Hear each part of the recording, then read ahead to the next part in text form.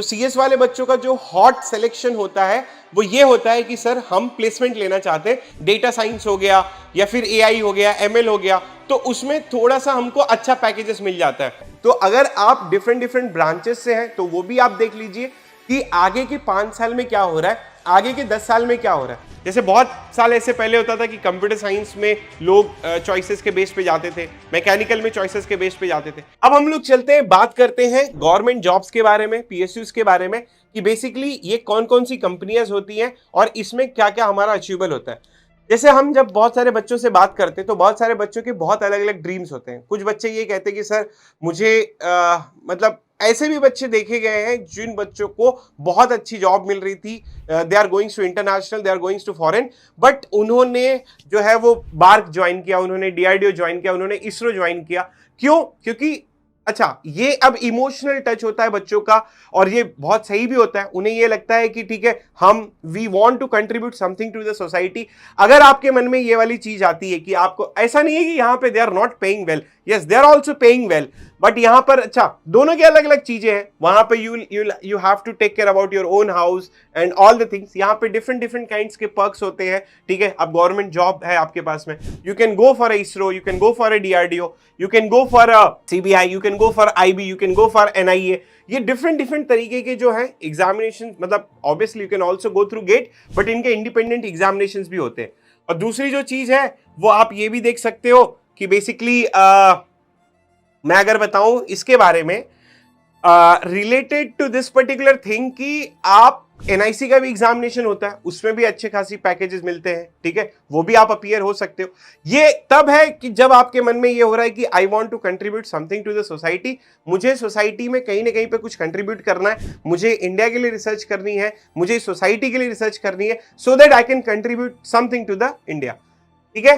तो इसरो है, सीडैक है, एनपीसीसी है, आईबी है, सेल है, ठीक है। You will have HEC, you have HAL, you have ONGC, you have a Bharat Petroleum, you have IOCL. These all are the different types of PSUs which you can achieve through with the help of GATE. BSNL है, NIC जो अभी मैंने discuss किया, कोल India हो गया, ठीक है। Let's talk about the PSU structures. PSU structures में अगर मैं आप लोगों के बारे में बात करूं तो we are having the Maharatna companies 8, Navratna companies are 16, mini Ratna category जो है 60 है और mini Ratna category 2 will be 18। अब अगर इसके बारे में बात करूं तो महारत्ना कंपनीज जो है वो बेल है, एनटीपीसी है, भारत पेट्रोलियम हो गई, ओएनजीसी हो गई, ठीक है, इंडियन ऑयल हो गया। अच्छे खासे पैकेजेस मिलते हैं, यहां पर भी अच्छे खासे जो है वो पर्क्स होते हैं रिलेटेड टू दिस पीएसयूज, ठीक है। तो ये गेट के थ्रू रिक्रूट करते हैं। बिलीव मी, जिन लोगों को ये लगता है कि उन्हें गवर्नमेंट जॉब चाहिए, उन्हें पीएसयू की जॉब चाहिए और it should be a normal life, it should not be a very hectic life, ज्यादा ट्रैवलिंग नहीं, ये नहीं, ठीक है, you have to focus on your job, then I would be suggesting you can go through a GATE, ठीक है, PSU में आप ले सकते हो। अब ये दोनों का जो रास्ता है जो मैं अभी डिस्कस कर रहा हूं कि related to PSU, related to IIT में से एमटेक करके प्लेसमेंट लेना, ये दोनों के रास्ते की जो शुरुआत होती है वो बेसिकली गेट के थ्रू ही होती है, ठीक है। दोनों के डिफरेंट डिफरेंट अप्रोच है। एग्जाम नहीं, मैं ये नहीं कह रहा हूं कि गेट प्रिपेयर करने के डिफरेंट अप्रोच है, मैं ये कह रहा हूं कि आपके पीएसयू ज्वाइन करने के डिफरेंट अप्रोच है, प्लेसमेंट्स लेने के डिफरेंट अप्रोच है। अच्छा, दोनों चीज में ये होती है कि अगर आप पीएसयू डायरेक्ट जाना चाहते हो तो आपने गेट दिया, आपके अच्छे खासे मार्क्स आए, you can directly go to PSU. दूसरा यहां पर ये होता है, अगर आप एमटेक करना चाहते हो, प्लेसमेंट लेना चाहते हो, तो you will give the GATE examination, आप 2 साल के लिए एमटेक करते हो और फिर आप जाते हो directly, you are preparing for GATE for a placement, ठीक है। तो ये PSU through GATE, PSU through GATE में नवरत्न कंपनीज भी है, ठीक है। तो as you can see that Bharat Electronics, CONCOR, HAL, MTNL, AIL, NALCO, REC, NBC, NMDC, mini Ratna company, IRCTC, BSNLs, ठीक है, एआईआई। तो this all are the different companies, ठीक है। अब अगर मैं इनके बारे में बात करूं तो you will have a basic salary, you will have an allowance, life and health insurance will also be given, transport facilities, reimbursements, other benefits are also there. So these all are the things which will be given to that. अब मैं आप लोगों को बात करूंगा, ठीक है, अगर टोटल ग्रॉस सैलरी के बारे में बात करूंगा तो इट विल बी 1.13 lakhs, ठीक है। Basic salary will be 60,000। अब मैं अगर फॉर एग्जाम्पल मतलब यहाँ पे I have given each and everything which will be related to this कि आपको किस तरीके से क्या क्या इंफॉर्मेशन चाहिए which which everything I have completed it. चलो सैलरी स्ट्रक्चर्स बात कर लेते हैं। ओएनजीसी के बारे में बात करूं तो 60 to 180 के रेंज में है। IOCL 60 to 180, ये ऑलमोस्ट जितनी भी कंपनीज हैं वो 60 to 180 के रेंज में है। So this is the starting salary जो आप बोल सकते हो, ठीक है। कुल मिला के आपको 1.2 1.3 तक जो है वो आसानी से मिल जाता है जब कभी भी आप लोग PSU ज्वाइन करते हो, ठीक है।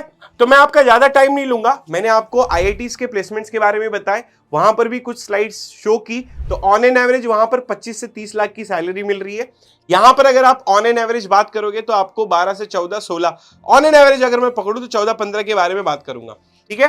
दोनों में डिफरेंस है 10 लाख का ऑन एन एवरेज का।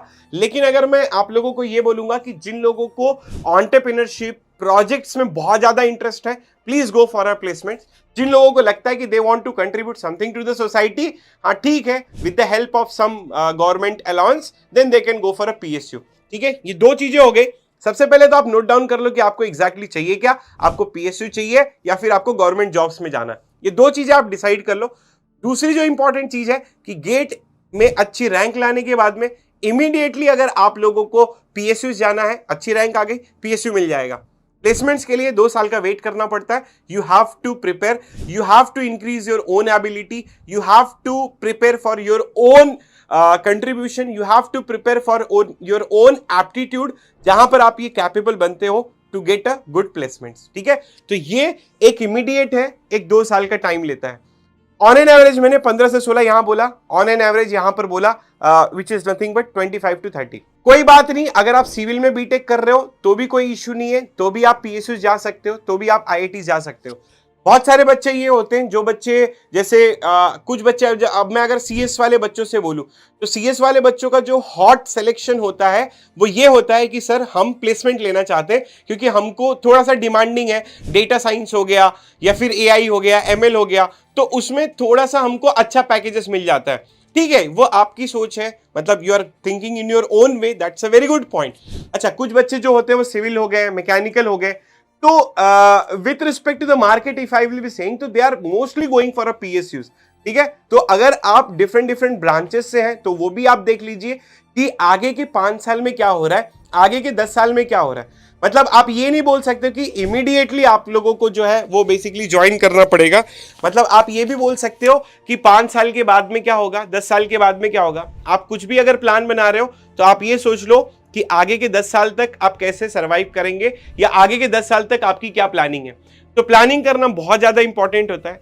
ऐसे मैं पिछले वाले वीडियो में भी एक मैंने कहानी बताई थी, एक्चुअली ये मूवी पे बेस्ड है, किंग रिचर्ड करके मूवी है, उसमें ये बताया गया था कि बेसिकली वो जो किंग रिचर्ड रहता है एंड उन्होंने Serena Williams and Venus Williams जो बहुत ग्रेट प्लेयर थे टेनिस के, वो जब 7 या 8 साल के थे तभी से उन्होंने प्लानिंग ऐसी की थी रिचर्ड ने, ठीक है, रिचर्ड विलियम्स ने, उनके जो पिताजी थे, वो 7 या 8 साल में बोल दिए थे कि तुम दुनिया के एक सबसे ज्यादा बहुत ही मतलब आप इतिहास के सबसे बड़े प्लेयर बनोगे टेनिस के। मतलब 7 या 8 साल में उन्होंने ये प्रेडिक्शन दी थी बेस्ड ऑन द प्लानिंग।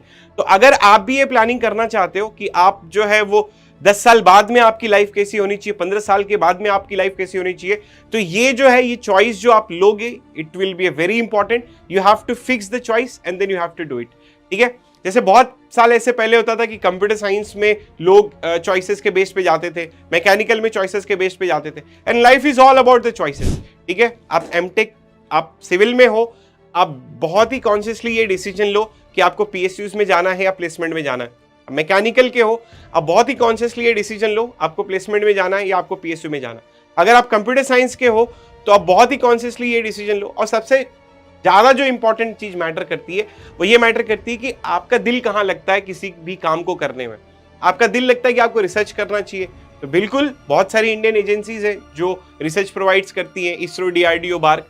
आपका दिल करता है कि आपको बहुत अच्छा प्लेसमेंट चाहिए, बहुत सारे IITs हैं जहां पे आप एमटेक करके IIT से प्लेसमेंट ले सकते हो, ठीक है। तो ये हो गई